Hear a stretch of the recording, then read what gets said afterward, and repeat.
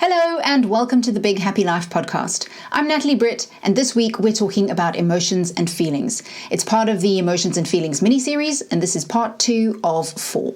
Last week we spoke about the difference between emotions and feelings, with emotions being subconscious, instinctive, experienced through the mind and the body, so you have physical and mental markers when you experience an emotion. While feelings are the meaning we give to emotions, so they have a thought component, they are conscious, and they exist only in the mind. That distinction becomes important this week as we figure out what to do with our feelings and our emotions and how to make best use of the power and value they hold. So many of us have huge goals for ourselves. We feel like we have this untapped potential, like there's more available if we could just break through barriers, limiting beliefs, fears that hold us back, all that sort of stuff. And so it's easy to feel that our emotions somehow hold us back or get in the way. But what I've learned is that thinking that way undermines our ability to manage our emotions and to achieve that potential that we feel we have. And so this week, I invite you to think about your emotions differently and in so doing, access the power you hold within you. Here we go.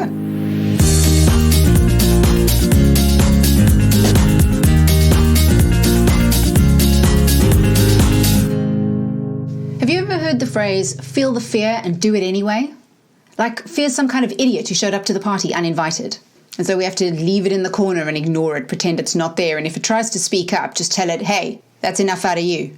But did you know that without emotions, we wouldn't be able to make a single decision? You wouldn't even be able to choose a sandwich filling without emotions. They underpin everything with regards to our decisions and our behavior because they motivate us towards something we want or like or something we determine to be rewarding in some way, and they lead us away from things we determine to be threats. Those can be threats to our survival, to our ego, to our sense of belonging, to all kinds of things. Any threat will lead us to take action to move away from that. And in light of the significance of the value they offer, I started wondering whether there's a better approach than ignoring them or judging them or squashing them. Last week we spoke about the fact that emotions kick up for a reason. There's always a reason. Now the challenge is that the reason doesn't always make sense. It's often counterintuitive and it can often lead you away from your goals. The big promotion that requires you to give a presentation in front of 40 people, but you're too scared to do it, well, that has the capacity to hold you back. So nobody would think less of you for trying to squash that and quiet it so that you could go after that big opportunity. But I started thinking about the times in my life where I've been treated that way, where I've had something that I felt was important to say and then been treated like it wasn't important and it didn't matter, or that I was somehow being hysterical or a drama queen or whatever. In those situations, I didn't generally just go, oh, okay, never mind. My reactions would generally get bigger, and I'd quite often become the worst version of myself. And I think the same happens with emotions too. They come to us with something to say, and if we squash or ignore or disrespect them, I think they get louder and they fight harder. And in the case of emotions that have the potential to hold us back, that's not what we want them to do. So an approach I've been trying recently in my own life and also with my clients is slightly different. What we do instead is we go in search of the value the emotion is attempting to offer. To help illustrate it, I'll give you an example I lived multiple times over the last probably 5 to 7 years. As you'll know, if you're a regular listener to this podcast, a goal I had for many years was to reduce my alcohol consumption, and I tried many times to do it without success. Situations I remember from those early attempts are things like parties or going out for dinners, where I'd be the only one not drinking. Before we left, I'd feel stressed and not want to go. While other people looked at the wine list, I'd be sitting there looking at the soft drinks thinking, oh God, I'm such a loser. Then the wine would arrive, and as people started drinking, they'd kind of loosen up and the jokes would start and people would be having fun and chatting away, and there'd be an energy there that wasn't there before. And I'd be sitting on the outside of it. I'd be surrounded by people and feeling totally alone and sad. And of course, you can't stop the thoughts coming. It's because I'm boring. Nobody likes the non-drinker. Remember how you used to feel when there was somebody who wasn't drinking at the table? It's so uncomfortable. You're making everyone uncomfortable. In those situations, I never stopped to examine, what is this emotion actually doing here? What purpose is it trying to serve? Instead, I just let it capsize my thoughts until the only solution I could see looked very much like a wine glass.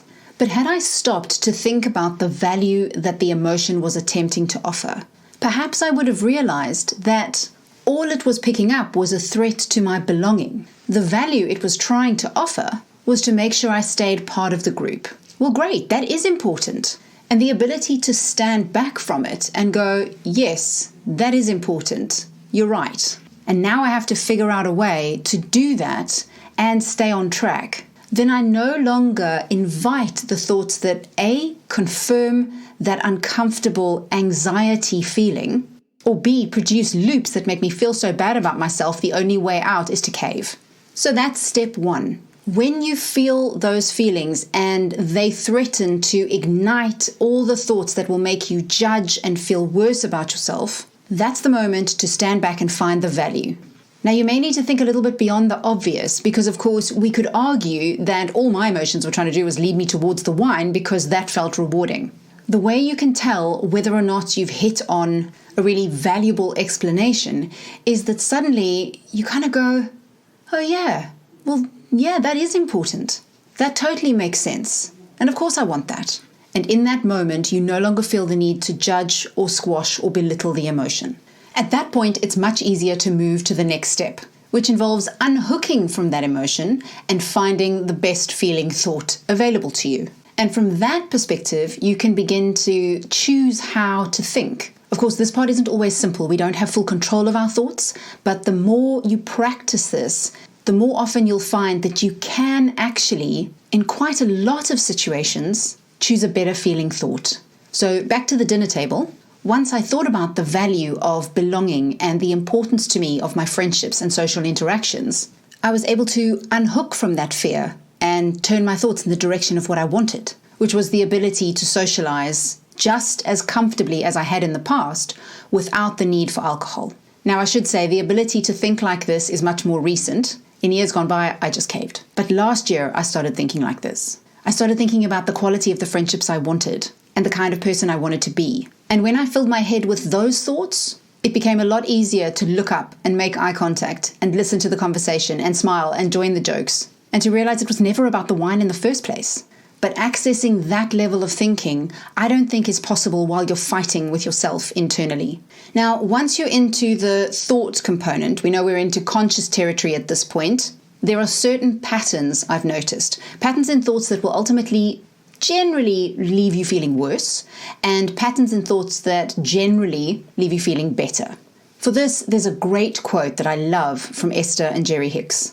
They say, "It is not possible for you to feel good about something consistently and for it to turn out badly, just as it is not possible for you to feel bad about something consistently and for it to turn out well." Now, before I go into explaining the patterns that I've noticed, it's really useful just to reflect on that quote. Because when you think about every goal you've ever set and not achieved, the likelihood is that somewhere along the line you didn't feel good and you ended up giving up. Or if you've achieved something that ultimately, once you achieved it, you looked around and went, well, what the hell is this? Then you probably find that when you look back over it, you didn't feel great in the lead up either. Because in all likelihood, you were having to ignore and override all kinds of signals that were saying, this doesn't feel right, something's off. So not only is there power in better feeling thoughts, there's also power in the recognition that if you are consistently feeling bad in some way, something needs to change. And once you can identify what that is, you stand a much better chance of moving forward towards whatever it is you want. Which brings me to those patterns. The hallmarks of thoughts that make you feel worse can include any of these things. First, should. I should be able to do this. I should be feeling that way. I shouldn't have to be here. Ultimately, they're a form of resistance, and that's the next hallmark. Thoughts that cause you to resist what's happening, how you're feeling, how you're thinking, those types of thoughts just keep the internal fight alive. I saw a wonderful quote about this the other day. I can't remember where I saw it, but it was something like, you can't keep knocking on a wall expecting it to turn into a door. And that's basically what resistant thoughts do. It is a door as you bang on the wall. The next hallmark is judgment, where we judge our emotions, we judge other people, we judge ourselves. And again, that keeps the internal fight alive. The final hallmarks are both about focus. Placing your focus on what you don't want in the situation helps keep those negative loops alive. So if I go back to that dinner table example, my focus was on being boring and being left out. And that was what I didn't want. In addition to that, focusing on things that are outside of your control can make you feel worse. So again, in that situation, I can't control whether or not people will see me as boring. And if I place my focus on their perception of me, I lose so much of my power in the situation. The answer comes in better feeling thoughts. These are the thoughts where you focus on what is happening, but you do so with acceptance rather than judgment. So in my case, recognizing, wow, this is really uncomfortable. It's weird how much more difficult this is than it would be with wine. And then you approach with compassion. If you were talking to somebody who you really cared for and this was important to them, how would you encourage them to think about it? You'd probably say something like, well, you're quite new to this. It's been years since you'd be sitting at a dinner table and not having a drink. You're going to need to give yourself a little bit of time to get used to it. And you'll see how when you start to think like this, the internal fight reduces and it is actually easier to think clearly enough to figure out how to stay on track with the things you want. Then the final hallmarks for better feeling thoughts are also about focus. Focusing on what you do want and focusing on what is in your control. So in my example, focusing on the fact that I do want belonging and I do want high quality friendships and I do want to feel like I fit somewhere. Well, the things that are in my control are how I interact with the people I care about. And so that's where I can place my attention. Now, like I said before, it's not always that straightforward. We don't have full control of our thoughts where we can just go, oh, I choose to think something else. But if you find it really difficult to access better feeling thoughts, something you may want to look into is something called acceptance and commitment theory, or acceptance and commitment therapy, ACT. There's quite a useful book on this called The Happiness Trap by Russ Harris. And in it, he shares loads of really cool techniques for unhooking from troublesome thoughts, although in ACT, it's referred to as diffusion. Either way, the thing they teach you in ACT is to say it doesn't actually matter whether or not the thought is true. It matters whether or not the thought is productive. Does it help you in any way? So here I'm calling that better feeling thoughts, because I'm generally of the belief that when you feel better, you do better. And that's really it. Recognizing the value that emotions hold gives you enough opportunity to take hold of the thoughts that follow those emotions. Give them power to allow you to feel better, which ultimately allows you to do better. And what I've discovered is that no situation and no relationship in my life has so far created a challenge that isn't better handled by taking this approach. I really hope this approach sparks some new ideas for you and opens some doors in your mind and some possibilities you hadn't potentially thought of before. And as always, I would love to hear from you with your thoughts and comments. For now though, thanks for listening.